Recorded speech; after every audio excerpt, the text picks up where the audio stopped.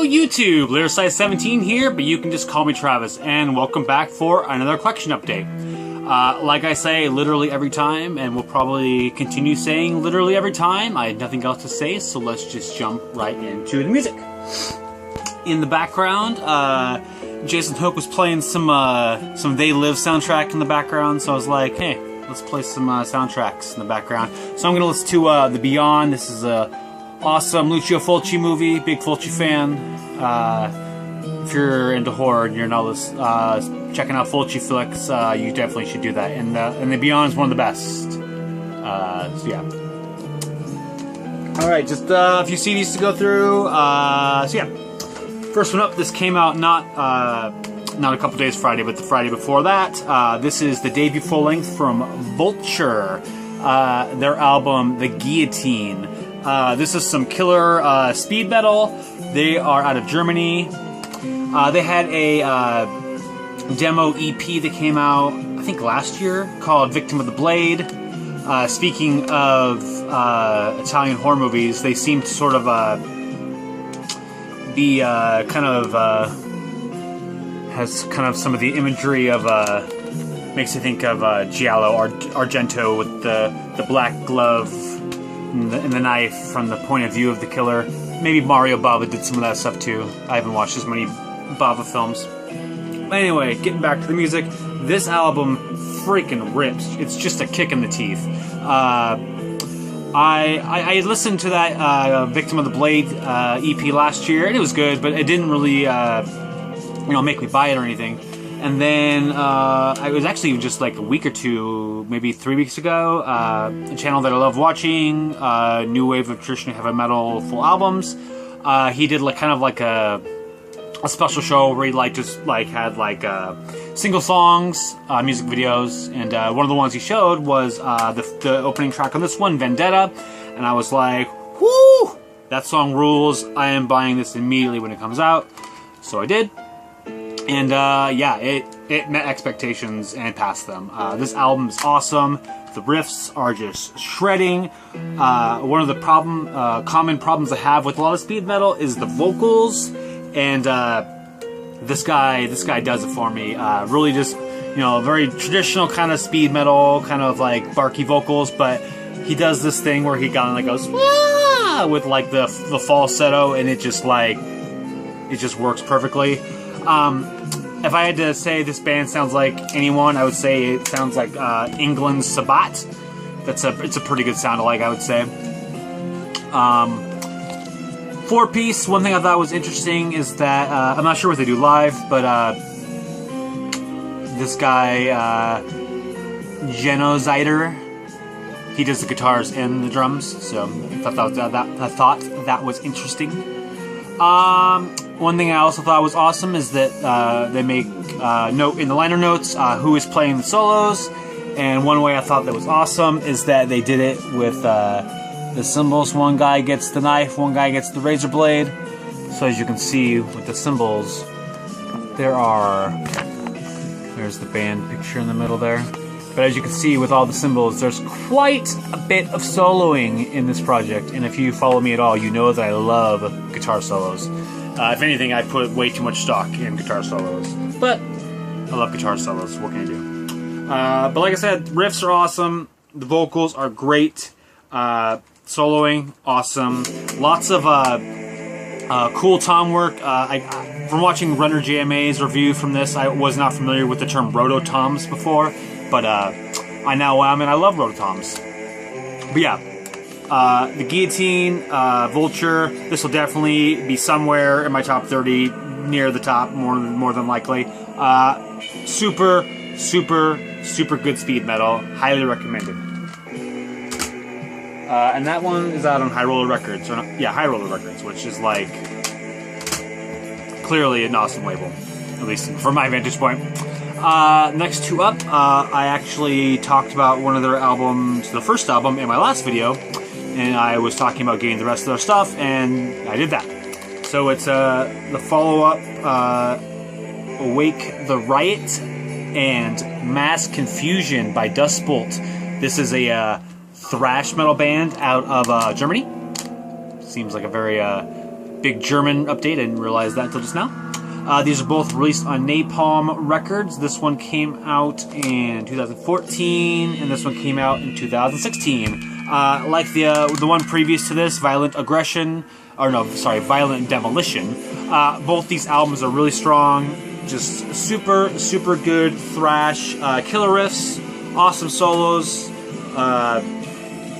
Just really, really aggressive, hard-hitting, catchy, headbanging stuff. Inside, got some lyrics, and as they do in all their releases, they have a group photo in the middle, which I thought was kind of fun. But yeah, this band rules. If you are into just, you know, riffy stuff in the thrash metal realm, Dust Bolt is definitely worth your time. I did notice that on this release, not this one that I just showed, but on the other one, Mass Confusion, this one, I did notice that the artist was, for the cover art, was Andrei Buzikov, who I spoke about in my my top 20 favorite album covers video. He did the cover art to the Toxic Holocaust Municipal Waste split. But yeah, this one is super good. I couldn't find a credit for the Awake the Riot cover art, but we might assume that it's the same guy, because he seems to be very obsessed with guys wearing like toxic suits, and the toxic suits being damaged probably from some sort of radioactivity. If I assume Andrei Buzikov's nationality, I might say he's Russian, or maybe in that general area, and maybe he's sort of influenced by Chernobyl, that kind of thing. But that's a lot of assuming on my part. I don't know if I actually went and showed the middle of this. Did I do that?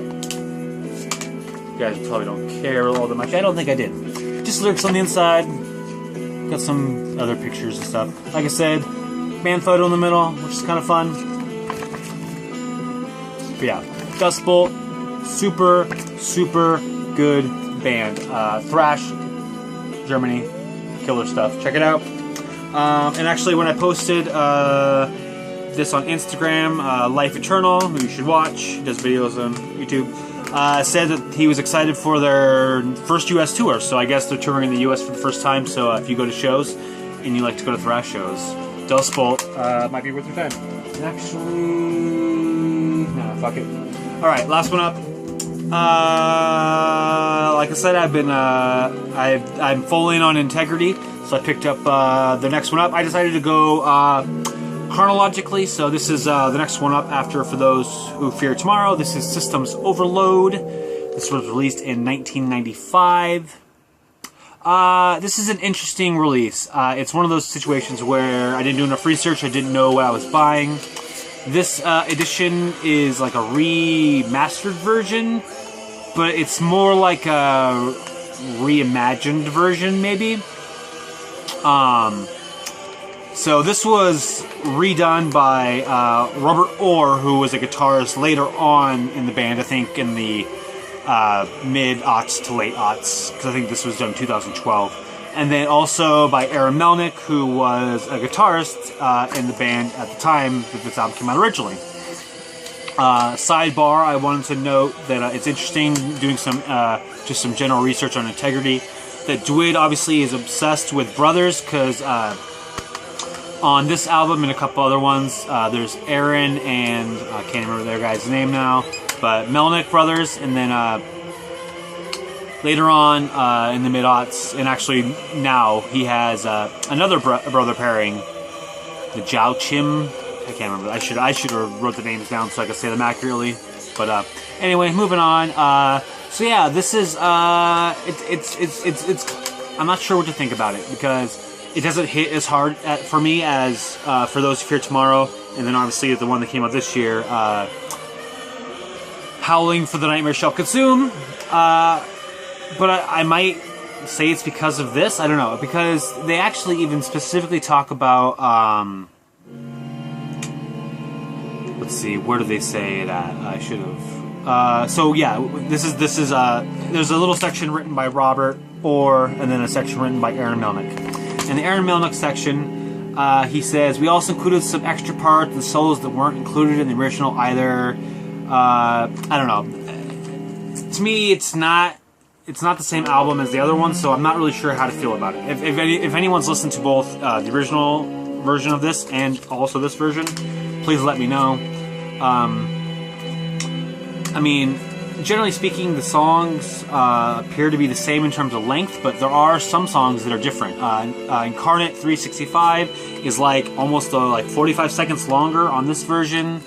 The song Fading Away is like 20 seconds longer or something on this. And then the last tracks, the Screams, Search for Divinity, and Unveiled Tomorrow, like all three of them on this version are like what, shorter, like half as long, a minute short from the original version.